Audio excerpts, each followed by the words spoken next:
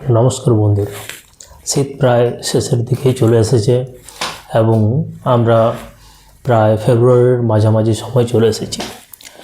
এই সময় মাঠে সাধারণত গম ফসল লক্ষ্য করা যায় এবং গম গাছের হাইট যখন এই রকম টাইপ সাইজের হয় তখন কিন্তু বেশ কিছু রোগের সম্মুখীন হতে হয় এবং সেই রোগগুলোর প্রতিকার করব কিভাবে সেই নিয়ে আলোচনা করব আজকে এই ভিডিওতে। আমরা প্রথমে দেখাবো যে কিভাবে দেখুন গমের গাছগুলো ডগ থেকে শুকনো হয়ে যাচ্ছে। এটা যদি লক্ষ্য করেন বুঝতে পারবেন এটা একটু ছোট সাইজের, প্রায় একদম শুকিয়ে গিয়েছে মারা যাওয়ার পরে। এবং এই গাছটা দেখুন কিছুটা সবুজ কিছুটা লাল বর্ণ হয়েছে, অর্থাৎ প্রথমে রোগটা আসে ডগার যে এই অংশটা খড়ের মতো শুকিয়ে যাবে, পুরো গমটা খড়ের মতো শুকোতে থাকবে এবং আমরা দেখতে পাচ্ছি যে গমটা প্রায় ফোলার মুখে চলে গেছে। গমের শিশু আমরা দেখতে পাচ্ছি, হাতে আমি শীষটা ধরেছি। এবং এই অবস্থাতে যদি এই রোগটা লেগে যায় তাহলে কিন্তু গম গাছ আস্তে আস্তে এইভাবে শুকিয়ে যাবে এবং রোগটা এক গাছ থেকে অন্য গাছে ট্রান্সফার হয়ে পড়ে, সম্পূর্ণভাবে মারা যাবে গাছগুলো এবং ফলন বিঘ্নিত হবে, ফসল নষ্ট হয়ে যাবে। তাহলে এই রোগ থেকে কিভাবে আমরা গাছকে বাঁচাবো?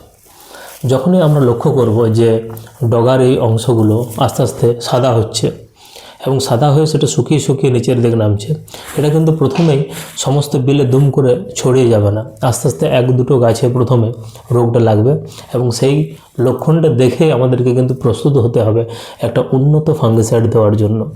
এবং এই রোগটা থামবে যে ওষুধ প্রয়োগ করলে সেই ওষুধ আমরা বলবো, নাম আলোচনা করব।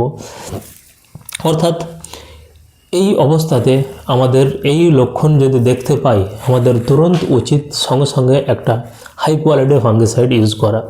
এবং এক্ষেত্রে কিন্তু সমস্ত ফাঙ্গিসাইড ভালো কাজ করবে না। নর্মাল যদি ফাঙ্গিসাইড আমরা ইউজ করি ডাইমেথামল বা সাইমোক্সেল ম্যানকোজেব, মেটালেক্সেল ম্যানকোজেব, এগুলোতে কিন্তু এখানে এতটা ইফেক্টিভ হবে না। এই অবস্থাতে যদি আমরা নেটিভো টেকনিক্যাল ইউজ করি, অর্থাৎ যেটা হচ্ছে টেবুকোনাজল এবং ট্রাইফ্লক্সিস্ট্রবিন, যেটা আমরা নেটিভো নামে চিনি এবং এটা বহু প্রচলিত এবং বিখ্যাত এক ফাঙ্গিসাইড। এই নেটিভো টেকনিক্যাল যদি এই নেটিভো ওষুধটা বা ওই সেম টেকনিক্যাল যুক্ত যে কোনো কোম্পানির যদি প্রোডাক্ট ইউজ করে ট্রাইফ্লক্সিস্ট্রবিন এবং টেবুকোনাজল, তাহলে কিন্তু খুব সহজেই আমরা এই রোগ থেকে মুক্তি পাব।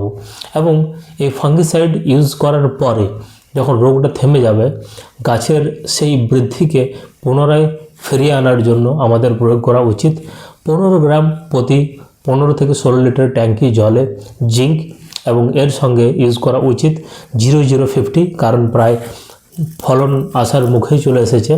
যখন ফসলটা ধরছে, ঠিক স্টার্ট হচ্ছে, সেই সময় যদি আমরা 0050 ইউজ করে থাকি তাহলে গাছে এই সময় পটাশের বিশেষ প্রয়োজন হয়ে থাকে, সেই ঘাটতি পূরণ হবে এবং ফলন ভালো হবে।